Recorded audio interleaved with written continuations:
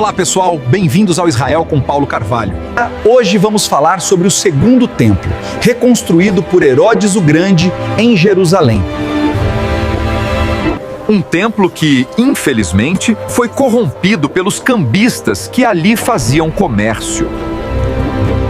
A glória desta última casa será maior do que a da primeira, diz o Senhor dos Exércitos, e neste lugar darei a paz, diz o Senhor dos Exércitos. Pois o zelo pela tua casa me consome, e as afrontas dos que te afrontam caíram sobre mim. Porque a minha casa será chamada casa de oração para todos os povos. Jesus responde aos discípulos. Ao mostrar as estruturas do templo, ele profetiza a destruição. Não ficará aqui pedra sobre pedra que não seja derrubada. As falas contra o templo trouxe muitos opositores. Uma dessas falas foi: destrua esse templo, em 3 dias eu o reconstruirei.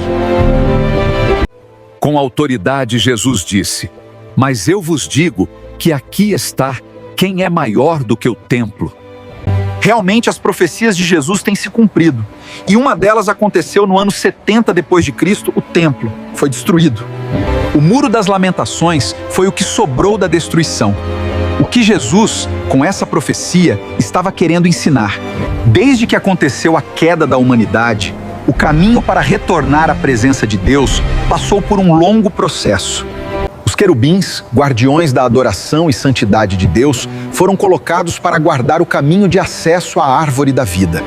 Na Arca da Aliança e no véu que separava o Santo do Santo, tinha a figura dos querubins, limitando o acesso à presença de Deus. O sumo sacerdote poderia entrar uma vez por ano no Santo dos Santos no dia do Yom Kippur. Ele fazia expiação pelos pecados de todo o povo de Israel, aspergia o sangue com os dedos no meio dos querubins. Devido à arca ter desaparecido, na época da destruição dos babilônicos, ao primeiro templo de Salomão, aqueles querubins sobre a tampa do propiciatório da arca lembravam a destituição da glória no Éden. Eles continuavam ali, bordados no véu que separava o Santo do Santo da humanidade. O apóstolo João ter visto a Arca da Aliança no templo de Deus nos céus, ele diz. Apocalipse 11:19. Foi vista a Arca da sua aliança, houve relâmpagos, vozes, trovões, terremoto e forte granizo. O apóstolo João ainda relata, em Apocalipse 21:22, que ele não viu mais o templo na Nova Jerusalém. O versículo fala que não há mais necessidade do templo, pois Deus e o Cordeiro serão a própria luz da Nova Jerusalém. A cidade não necessita nem do sol nem da lua para que nela brilhem, pois a glória de Deus a ilumina, e o Cordeiro é a sua lâmpada. Abacuque 3:11. O sol e a lua param nas suas moradas, ante o lampejo das tuas flechas que voam, ao brilho intenso da tua lança resplandecente. Está nas suas mãos. Pois no livro de Josué o sol não parou e a lua não deteve. Jesus disse que o Pai que está no céu faz nascer o sol sobre maus e bons e faz chover sobre justos e injustos. No princípio da criação em Gênesis, Deus, ao criar os 2 luminares para governar o dia e a noite, e para separar a luz e as trevas, Deus delegou a eles o que a manifestação no haja luz fez. Percebes que a luz que manifestou no princípio dá aos 2 luminares o poder de auxiliar toda a criação no seu livre-arbítrio. E com isso, a luz do princípio respeitou a escolha de Adão e Eva. Jesus disse em João 8:12: eu sou a luz do mundo. Quem me seguir jamais andará em trevas, mas terá a luz da vida. Se Jesus é a luz do mundo, entendemos que a manifestação da luz no princípio da criação era Ele próprio. No Evangelho de João diz: no princípio era o Verbo, e o Verbo estava com Deus, e o Verbo era Deus. Ele estava no princípio com Deus. Todas as coisas foram feitas por intermédio dele, e sem ele nada do que foi feito existiria. A vida estava nele e era a luz dos homens. A luz resplandece nas trevas, e as trevas não prevaleceram contra ela. Em João 17, Jesus, ao orar ao Pai, pedindo a glória do princípio, revela que aqueles que obedecem a sua voz e sua palavra jamais vão se perder, ele diz. Enquanto eu estava com eles, eu os guardei e os preservei no teu nome que me der. Nenhum deles se perdeu, senão o filho da perdição, para que se cumprisse a Escritura. Jesus diz: Eu sou o caminho e a verdade e a vida.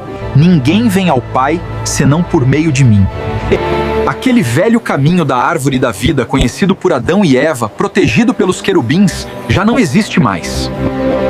No livro de Hebreus diz: Portanto, irmãos, tendo coragem para entrar no lugar santíssimo por meio do sangue de Jesus, pelo novo e vivo caminho que ele nos abriu através do véu, isto é, do seu corpo, e tendo um grande sacerdote sobre a casa de Deus.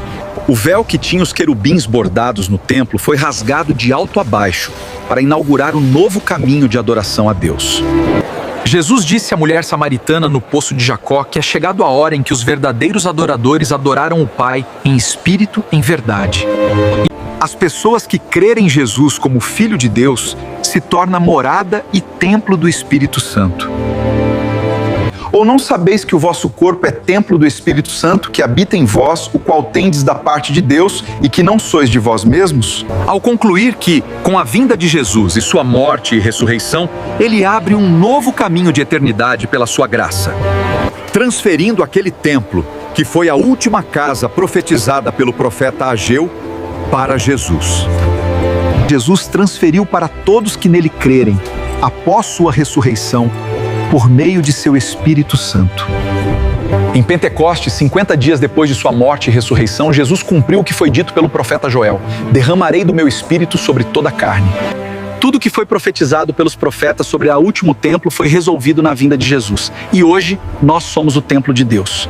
Existe um projeto para reconstruir o terceiro templo.